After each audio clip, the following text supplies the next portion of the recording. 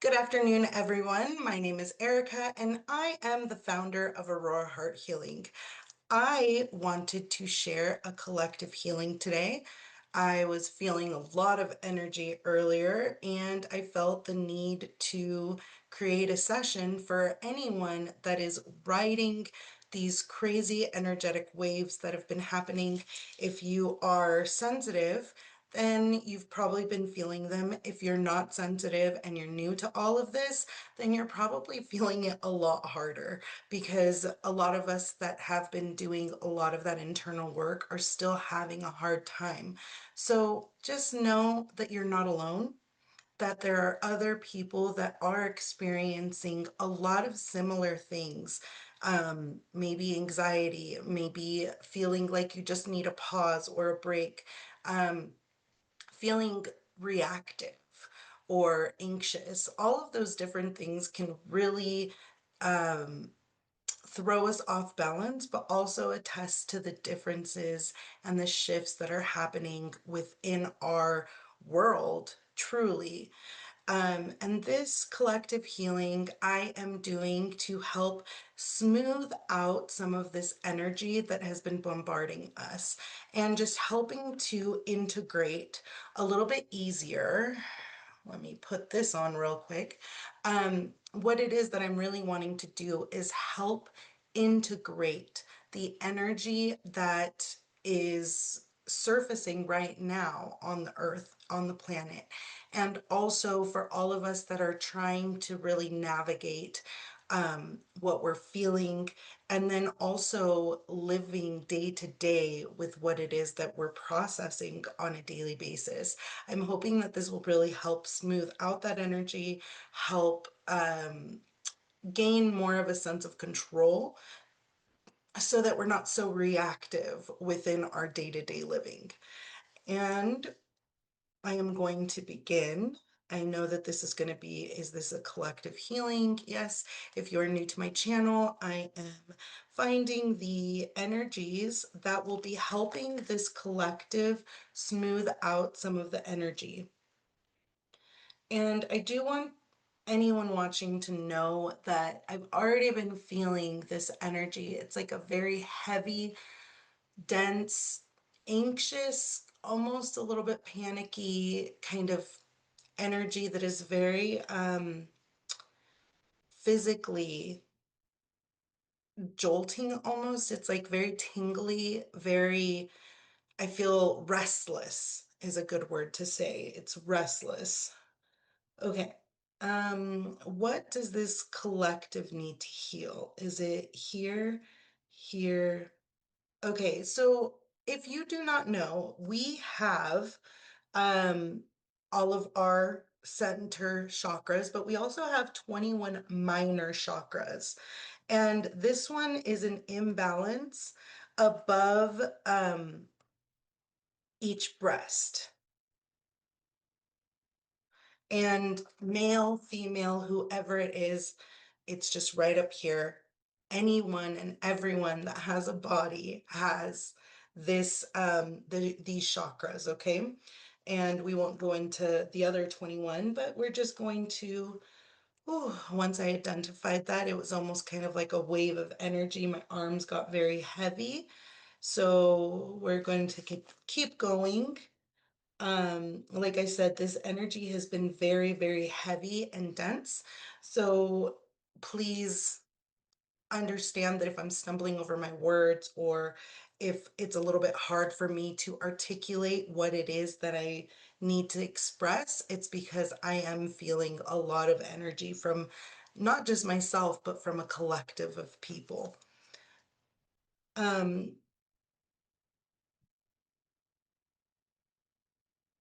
The next energy that I'm finding is comparison. Comparison to others. What I have versus what they have, what I don't have versus what they don't have, they do have. Feeling like you have to work hard when it comes very easily to others. Comparison is really the thief of joy. To be totally honest, comparison tells me that what I have, what I do is not enough, or it tells another person that they might want to envy me, or they feel envious of me because they feel that I'm doing something or have something else that they're lacking in. So comparison is the first thing. Do we need to know anything else specific to that? No. So comparison, the thief of joy, has showed up, my friends, in this collective healing. And I'm going to continue to go through and see what else is making energy feel so heightened right now, feel so almost abrasive, honestly. It's very, I mean, I speak to a lot of psychics, intuitives on a daily basis, and they are really feeling the energy shifting right now. So I'm really hoping that this will help smooth out any of that energy for any of my fellow intuitive friends. Ooh, we're also feeling a lot of that polarized thinking coming through. Again, this is a survival mode. This is a survival way of thinking. It is fight or flight. It is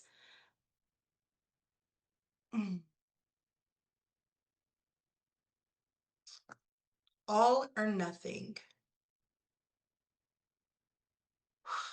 This is very heavy. So we all, as human beings, make mistakes in our lives. And as a human being, if we were to throw away each person that did something inconsistent, inconsiderate, hurtful, any of that, we could throw the whole person away because we think they did something painful, hurtful, they did whatever, and we can throw that person away. Or we could see that they're human and that they make mistakes. One is polarized thinking. Polarized thinking really comes down to believing, thinking, feeling like the whole entire situation is not okay. And I'm trying to think of, I can feel the polarization. Like it's almost like my throat is being held and I'm being choked. And it hurts because it's almost like this big pressure cooker of like, there's this choking sensation, and then there's this like pushing on my heart and pushing it downward. And it's almost like we're trying to like disconnect the emotion from the thought processes, from choice, from belief. And it's like almost like tearing the two apart when truly, if we think about it, my body is one body. So if these two parts of me are disconnected, then I am not one. I am being torn apart. And it feels like that's what this polarized thinking is. It's really hyper focusing on the mental piece and not in the heart space. And that is extremely important to think about. Polarized thinking. Okay.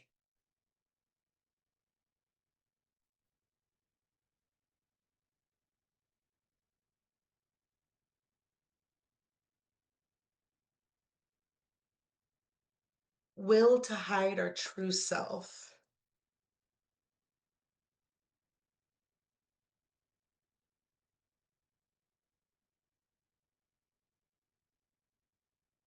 Will to hide true selves. This is really about people not standing up for themselves and others.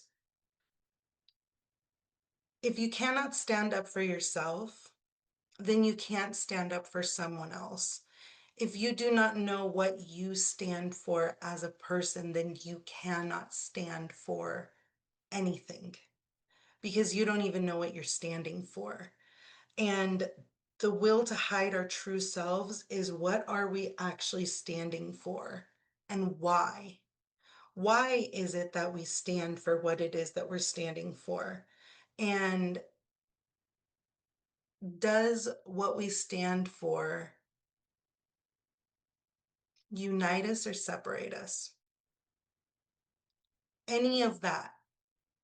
Ask yourself, does what you stand for unite or does it separate? Because if the answer is unite, then you know that you are building with strength, compassion, love, community. If you are, if your true self creates division, it creates destruction. It creates pain. It creates war. It's definitely disconnection. I don't like feeling disconnection. Disconnection feels very sad and hard. So just remember that. Oh, that choking feeling comes back again.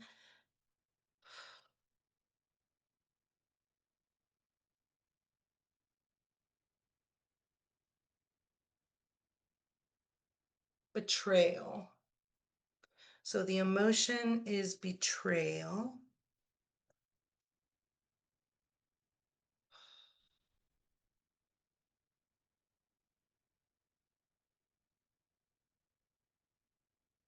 To desert.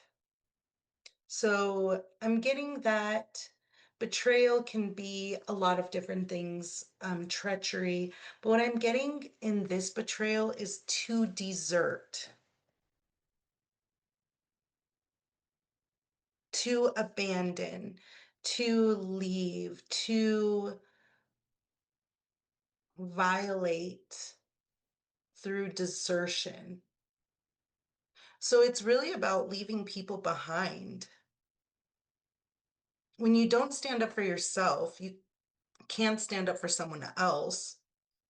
And if you see someone being betrayed, then you are also betraying them if you don't stand up for yourself or them.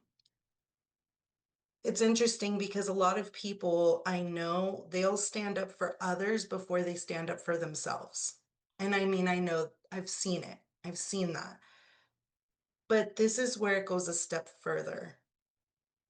When you betray another person, you are most people, if you see someone, oh, sorry, this one's getting really hot. Um, if you see someone that's in need of you as a person, if you see someone that is struggling or defenseless and you turn your back on them, your heart is pained. But the main core reason why is because you're constantly betraying yourself. People that do desert others, it's a betrayal of themselves. What else do we need to know about this? Is there more to this betrayal? Yeah, that doesn't need, that definitely feels like there's more. Discontent. So the underlying reason why people desert is their own discontent. What else about this? Oh my gosh. Discontent, it says restlessness. And I was feeling that restlessness. The word cowardice keeps coming through. I'm gonna put it down, cowardice. And I'm going to actually ask what cowardice, the definition of cowardice.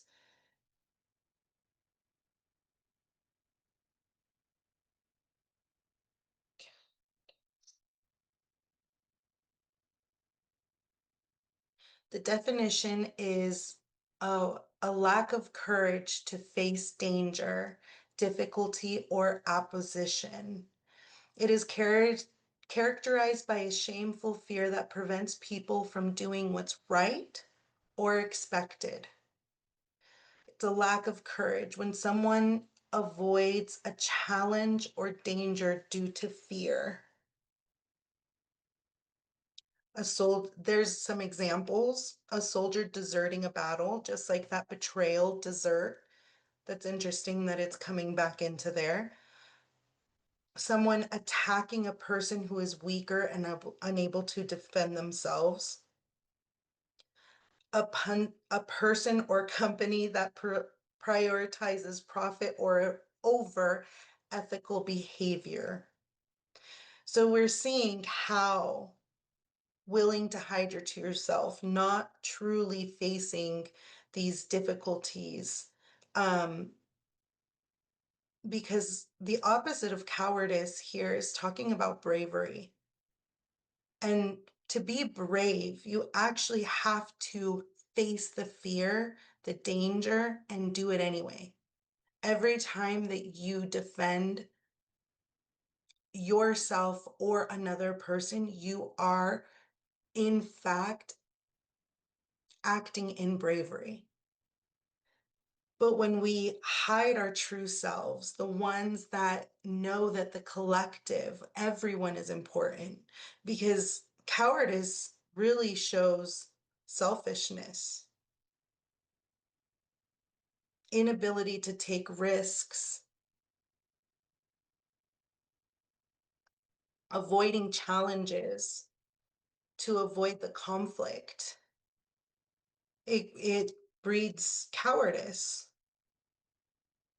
This is very interesting, you guys, and I would really love to know what sensations you guys are feeling because I am going from hot to there's like this feeling in my jawbone, like my whole entire jaw feels tingly and almost numb. Pride. After cowardice, pride. I've always seen cowardice and pride really come hand in hand because one is not having that courage. Pride is becoming unteachable, becoming arrogant and egotistical, thinking more highly than ourselves than we have earned, which again, it's usually a counteraction. The only reason why someone becomes prideful is because their truth is threatened. If I become defensive or prideful, I am unyielding or unwilling to see my own faults in any given situation or how my behavior is contributing to any given situation. And pride itself makes people, right? Even here it says unteachable, and it makes others, people that are prideful, treat others with disdain. So you're either seeing this in the world and it is affecting you and it is hurting you, or you are understanding parts of yourself that are maybe being looked at or felt through as well. Okay,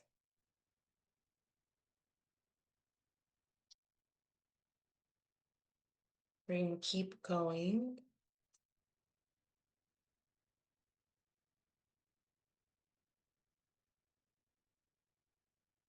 Surprise. A lot of people are feeling very surprised, astonished about the state of the world right now, what we're seeing, what we're experiencing, which that surprise should be the reason why you stand up, the reason why you understand, see, look at, recognize that without you standing up, then this polarized thinking continues. without you taking accountability, then this comparison continues to, in a sense, block our hearts. Those two main chakras above each chest, above each breast, is where the pain, where all of this is localized.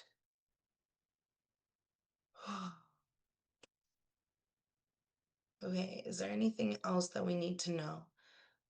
There is some shadow energy that we're going to look at. Not that this isn't all shadow, but this shadow is a little bit more manipulative. It's a little bit more um delusional is the word that I'm getting, delusional, because it makes everything, I'm hearing self-sabotage. This kind of shadow is a very much so self-sabotaging energy.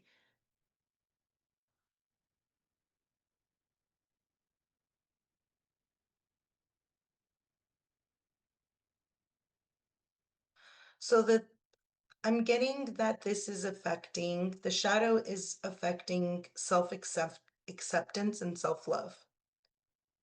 Self-acceptance, self-love. And it comes back to, again, we do not, and we cannot stand up for others when we do not love ourselves. If we do not accept ourselves, if we do not love ourselves, if we do not respect, honor, understand our own boundaries, then we do not accept ourselves. We do not love ourselves. We cannot love others from that space. You can't love someone when you live in desertion of yourself and other people. You cannot truly love someone else if you constantly live hiding who you truly are. We can see the polarized thinking, but the polarized thinking is within us. We keep thinking all or nothing when there's gray.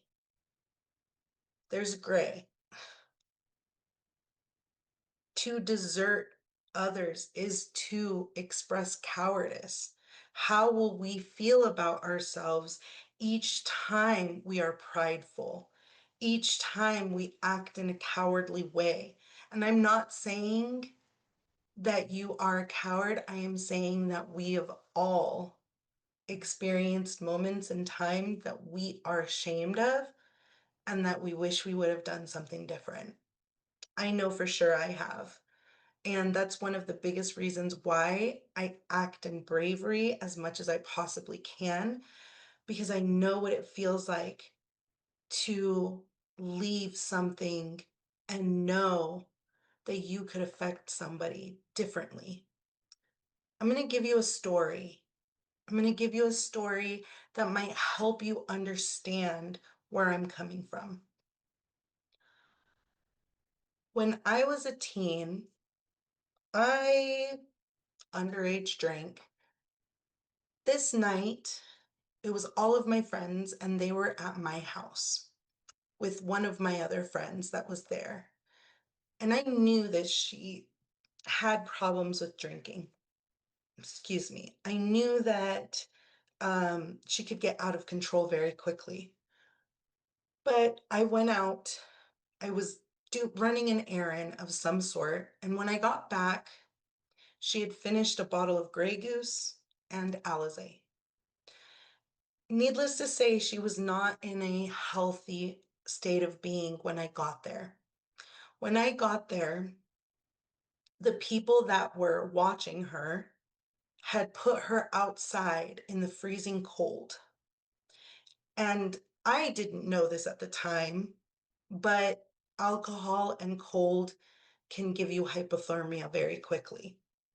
To any of you that do not know or that do.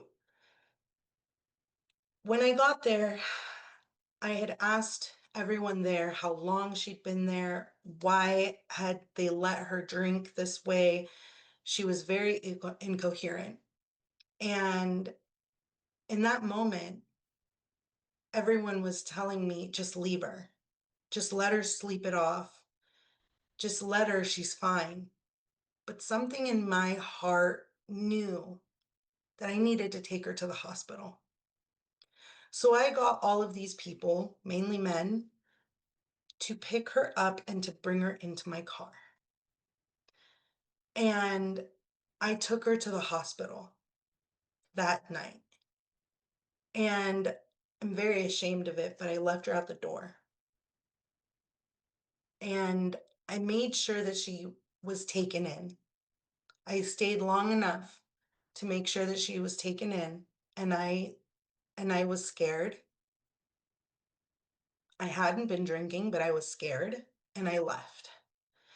And then I call and I check in on her, and I find out that she had to get her stomach pumped and that she was very, very close to hypothermia. If she hadn't have been taken to the hospital, we don't know what could have happened. She was angry with me. She was livid with me that I took her there. And I was angry with me that I left her there. But I stood up for what I felt was right in that moment, even though part of me was cowardly and left her. I should have stayed. My pride when I was younger said, I need to leave. I've already done my job. That pride went away over the years, and I started to really see what my half was, what my part in all of this was.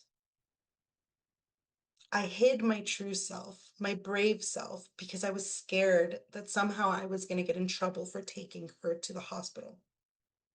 My brave side said, I'm taking her to the hospital because I'm scared for her something doesn't feel right. And I trusted my gut. I could have thought all or nothing. Just let her sleep it off. She'll be fine. Or I could have just thought another way. I don't know what else I could have thought. But I deserted her.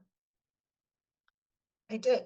I deserted her because I was discontent. I was scared. I acted out of cowardice. But the part of me that was brave also saved her life. It saved her. So I can think of myself for the rest of my life as a coward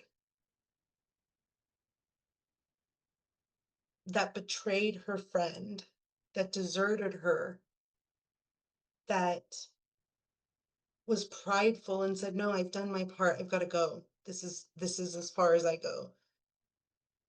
Or I could see myself as a brave person that did something that no one else did.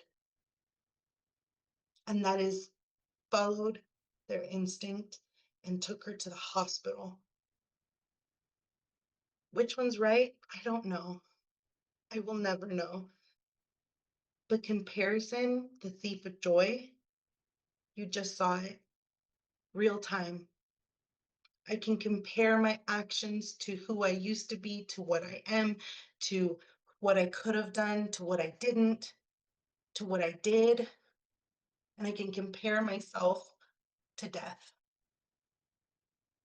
But right now, I am accepting myself and loving myself because I know that no matter what, it could have gone both ways. I could have lost that friend that night. I may not have. I lost her in other ways, and that's okay because at least she got to live. She got to breathe. She got to continue life. We each have our own truths to step into. It takes bravery to step into it. Telling you that story is scary as F, okay? But I've understood myself right now a little bit more about what I was comparing myself to. This has been an internal battle that I've had for a really long time within my life because I've felt like a coward because of that. And right now, in this very moment, I feel a sense of compassion for myself because I was just a scared teenager that didn't know any better. How many of you have acted out of fear or bravery? How many of us have seen the world through so many different lenses? Pretty much all of us. And I hope that this collective healing helps you not have such a deep internal battle with yourself. Give yourself a little bit more love and acceptance, and then you'll be able to ripple that out into the world. And then we'll be able to smooth out our energy just that much more. Because even just as I speak, I feel a lightness come through me. And I hope that you can feel that too.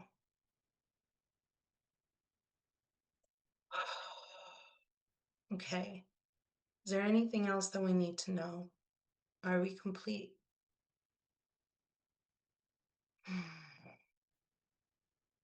I am praying for the world right now, more than you know. I am praying for the healing of our collective planet. I am praying for love to penetrate throughout every single place within this world so that people don't suffer so much. They don't have to face so much anxiety, so much pain, so much hurt. Because when we heal ourselves, we heal others around us. One person with a high vibration can affect over 500,000 people. I hope that you accept the challenge of being that one person that stands up for what is right, that doesn't let all of our cowardice, because me too, stop us from doing what's right. This is your challenge to be true to yourself and don't hide who you are. The person that deep down is scared, but that chooses to be brave anyway. I have faith in you, just like I have faith in me, that we can all be very, very human together. I love you all, and I hope you have a wonderful, beautiful rest of your day.